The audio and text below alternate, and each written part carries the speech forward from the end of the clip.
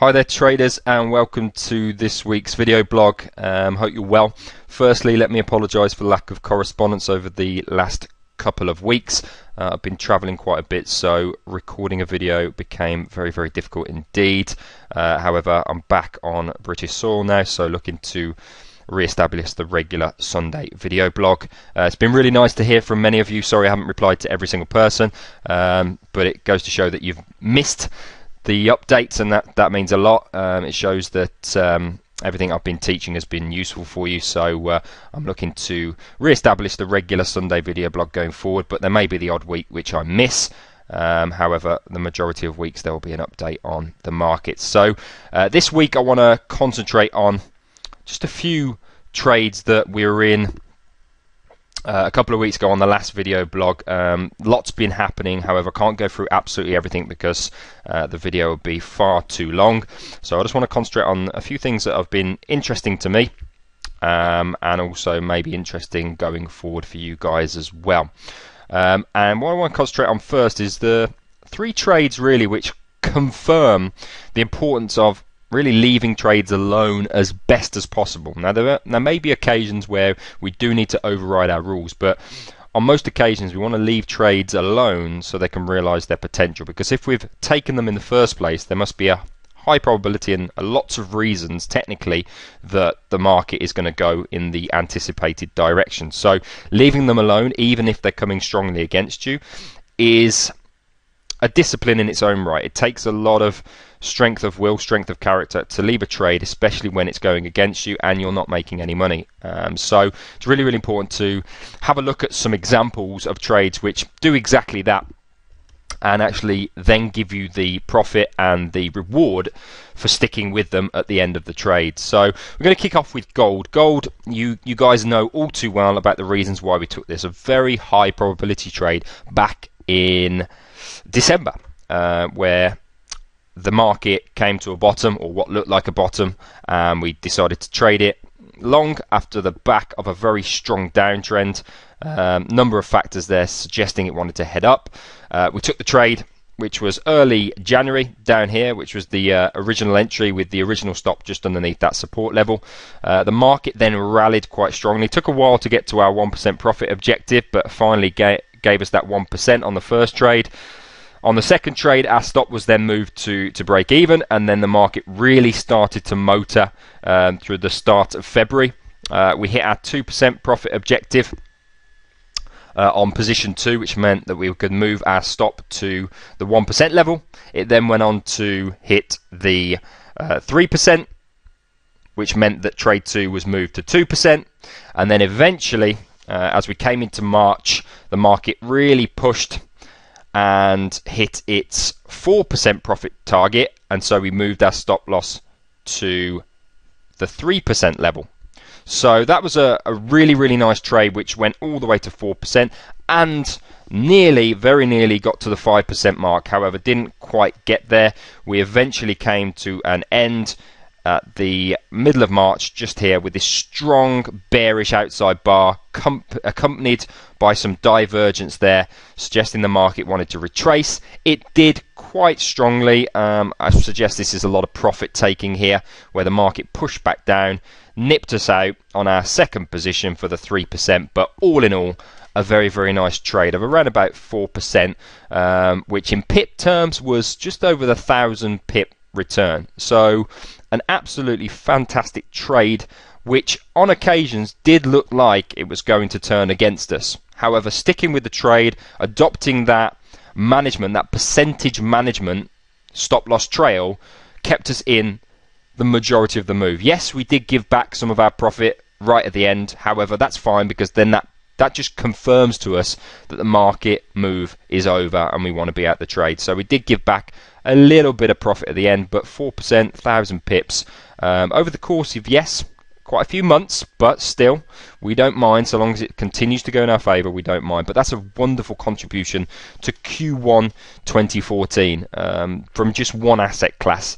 But the key thing here is that we stuck with it all the way through, and when the market decided, not us, when the market decided to retrace quite strongly, that's when we came out of the trade. Yes, it hit our stop loss, but it banked us a nice little profit on position 2 to go alongside the position 1. So a really, really great trade, and essentially we did, in taking this trade, pick the bottom of the market. So you can see how powerful it is when you're able to use technical tools to confirm a change in direction in the market. And this was one hell of a change, an absolutely brilliant change in direction from a downtrend to an uptrend. Absolutely fantastic. So we found ample opportunity to enter. We entered, and then we managed it extremely well to generate a very, very nice return on our investment. So a wonderful trade. But the key thing was there were occasions during that period where the market threatened to go against us and take away our profits. And that's when we can sometimes get very fearful and worried that we're going to lose, either lose on the trade and lose some money, or give back our profits, because we can be in a profitable position but get worried that we're going to lose our profits. However, we jump out too early and then we miss out on another 2, 3, 4%, which can really make the difference between an average year and a brilliant year. So a really nice example there of to let trades breathe. So that's gold. Really nice trade. We're out that now. One thing to watch is, I'm watching it quite carefully, is this level here around the 1265 level. If we go back in time, we can see that it's had many, many interactions, both as support and resistance. So here, back in June 2013, lovely resistance. And then in October, lovely support. In November, lovely support. In December, lovely resistance. It struggled again to break resistance in late January, and then finally broke through. So potentially, I don't know if it'll get that far down, but it's a very, very nice zone that I'll be watching carefully. If this is profit taking, it may carry on down a little bit further to this level, which also corresponds beautifully with the 618 fib retracement. So if I take it from the bottom in December 2013 all the way to the top where it topped out in March, you can see here is the 618, 0.618, absolutely beautiful. So that's almost on top of the horizontal level. So if we get the market move down into this zone and we get a load of technical clues that suggest it wants to head up again, I'll be looking to buy at that particular level. So means waiting and sitting on our hands a little bit, but patience is a virtue in trading. As we've seen with this trade, we've had to be very patient with it for it to realize its potential. So it's a nice zone to watch around the 1265 level for a potential buy opportunity on gold. Dollar CAD. Dollar CAD is another wonderful example of how we have to sometimes sit on our hands, even though it may be very, very painful to do so, and to leave a trade alone and give it the potential to give us a nice return on investment. So if we look back to this CAD trade, I know I talked you through it a while back. It was either last video or a couple of videos ago. It was early February, middle of February. We got this beautiful strong move up, followed by this lovely retracement and some hidden divergence, suggesting that the market wanted to have another strong move back up. Now we got this beautiful strong buyer bar. Yes, a little bit oversized, but still a nice confirmation that the market wanted to head up again. We took the break of the high with a stop underneath the low, as signified by these two lines here, that black line there, entry, this black line here, stop loss, and we let the trade go. And a couple of days into the trade, it topped out and then started to head back down quite aggressively and came all the way back down to the 50 moving average. So sitting through this period, I remember having a conversation with one of my clients. I was going, this is quite painful. Even to a seasoned trader, sitting through a position where the market is going strongly against you is still difficult to sit through. However, time and experience tells you to leave it alone. My stop loss is underneath this low. If that was to get broken, I definitely want to be out the trade. Up until that point, I want to stick with it. So when the market then started to push back up again, I felt confidence that the market was, the buyers were re-entering and that I could stick with this trade. However, again, it topped out and started to head back down again. So very, very mixed. But what gave me comfort is it started to form this pattern, this trading pattern here. So as you can see, we have a symmetrical triangle where price is just bobbling inside this symmetrical triangle. And what it's doing is it's generating energy. Generating energy, it's paused for breath and it's generating energy ready to explode out. Now, people always ask the question, which way will it break out? Well, I'll only and always trade the breakout. If I was to trade the breakout, obviously didn't take the breakout here because I was already in the trade, always with the preceding trend. So the preceding trend is most definitely up. It's come from bottom left to the top right of our charts. It's definitely up. It's paused for breath. It's going along sideways. It's finding support at the bottom here. It's finding resistance at the top, and then bang, eventually it broke out to the upside. Always go with the prevailing trend because that is the highest probability of success. So it broke out and eventually rallied to the 1% level, so that meant we're able to take a bit of profit off the table and move our stop loss on position 2 to break even. But the key thing here is almost for a month really, the market has done absolutely nothing, bobbled along sideways and almost threatened to stop me out for the full amount. So sitting through that trade was very, very difficult. But again, just like the gold trade, patience is a virtue here. What you can often do is, what I often see is traders will take it, see this happen, jump out through fear, and then watch the market rally against them. So I always say this to traders, is the market has a wonderful ability to not slap you once, but slap you twice when you do this. So slaps you once because you come out of the trade for a loss. We jump out on fear just here, so we come out for a loss.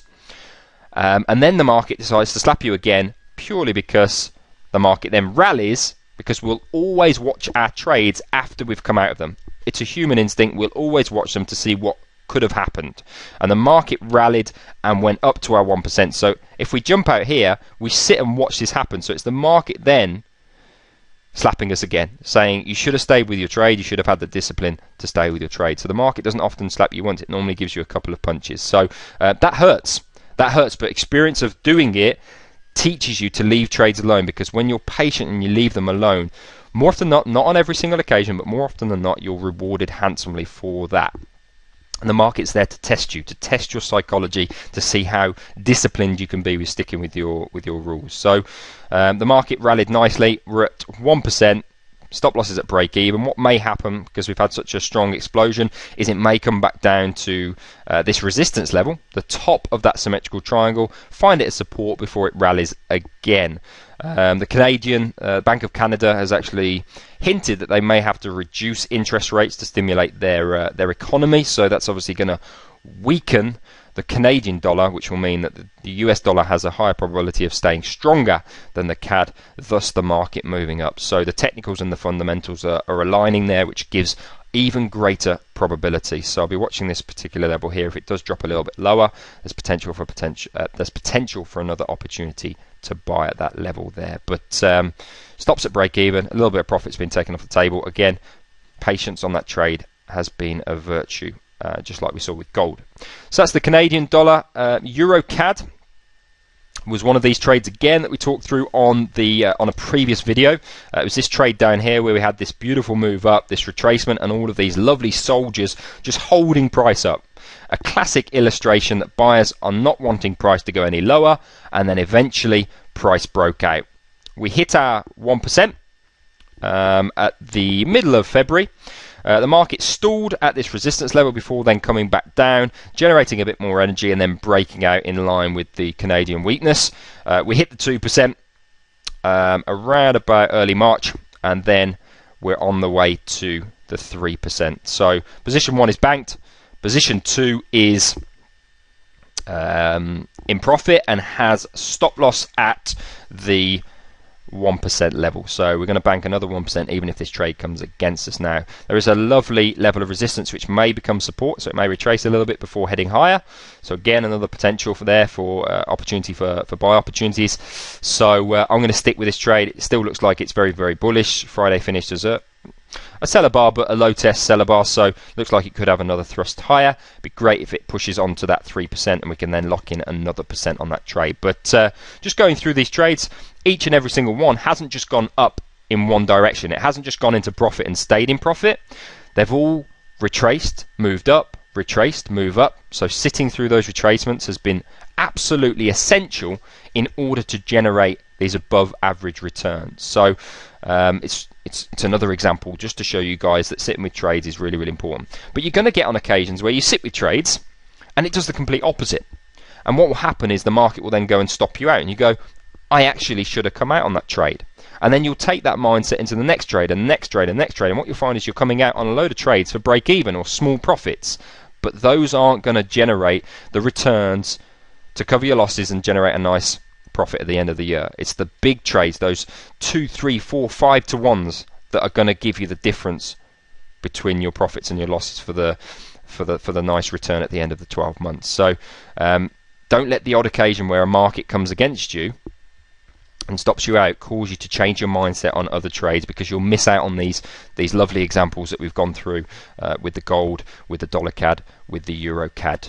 And bearing in mind that when you get to the 1%, you're moving stops to break even anyway, so you're moving stops quite quickly to reduce the potential for a market to go against you. So if your worst case scenario is break even, then that's a good thing to be in. But make sure that you're doing it technically rather than doing it based on your inner voice telling you should jump out of a trade. That's really, really important. Okay, so those are the 3 trades that I wanted to go through to illustrate the importance of sticking with trades. A few areas for you guys to concentrate on for some potential opportunities going forward, and there'll be other opportunities across the other currency pairs and other asset classes, so keep your eyes peeled, keep utilising your technical clues for high probability setups. There will be some lovely further moves going forward for you to take advantage of. Now I want to finish with the Kiwi dollar. The Kiwi dollar has been of great frustration to me.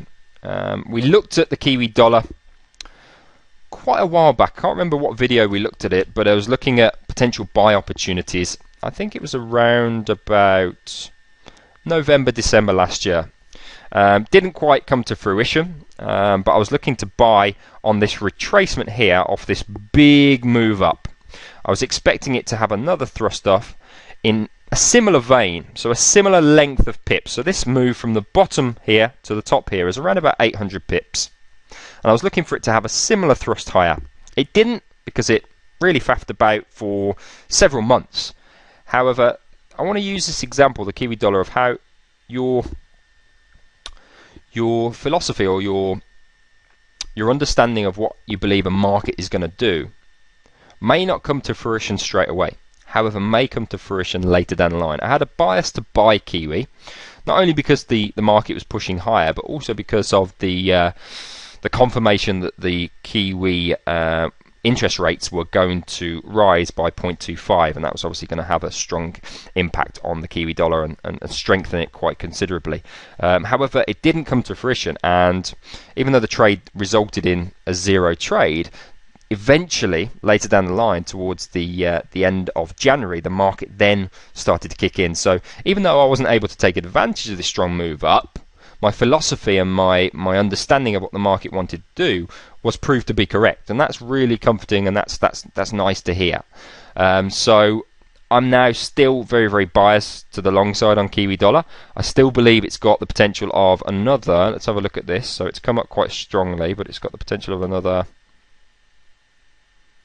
about another 300 pips if it is going to get up to this top point here. And with the confirmation of the interest rate rise, the market is going to be, on the whole, bullish on the Kiwi dollar. So even though there's nothing great from a technical perspective to trade at the minute, be keeping your eye on the Kiwi dollar for a buy opportunity if there is a very good technical setup. So I think I mentioned on a previous blog is try and have a bias to why you want to be trading a particular currency pair in a particular direction. So not only is the market heading strongly higher, we've got the fact that the interest rates have been increased, so the market as a whole, the big institutions, will be looking at buy opportunities as well. So if we can combine a little bit of fundamental with a strong technical setup, then excellent. Now if you look at the reason why this market was stagnating for quite some time is it was in quite a large symmetrical triangle, a bit like the dollar CAD but on a much larger scale. It looks like to me that it's broken out of this symmetrical triangle, so again potential for it to now start to rally and head up higher, but nothing technically to trade at the minute, but be keeping your eye on technical setups over the next few weeks. Unless it breaks down, heads back into its symmetrical triangle, then of course we're no longer interested. So if it stays above this big level at the top here, then absolutely brilliant. So that's just a nice example to show that your overall understanding of a particular market may not be proved correct straight away, but may be proved correct later down the line. So never lose focus on the reasons why you want to be trading a currency pair. You just may need to be patient and wait for your opportunities. And I think that's the greatest theme of this particular video update is, as traders, patience is so important, and to leave a trade alone when you're in it, and to sometimes leave a trade alone when you're not in it. Even though you've got a strong bias to a particular direction, the technical setup may not be there. So being in a trade and being patient, and also not being in a trade and being patient, is an absolute essentialist skill in trading. So I hope this has helped. Can't go through everything, unfortunately. There's been many other really interesting moves, really interesting setups. However, I want to keep the videos as short and sharp as possible. So I'll wrap up there. It's been good to re-establish the video again. I hope you're all pleased that you got this into your inbox again, having missed the last couple of weeks. And as always, please feel free to contact me if you have any questions, either via the website or actually on the actual blog updates. Until we speak next, I wish you well, have a wonderful trading week, and take care.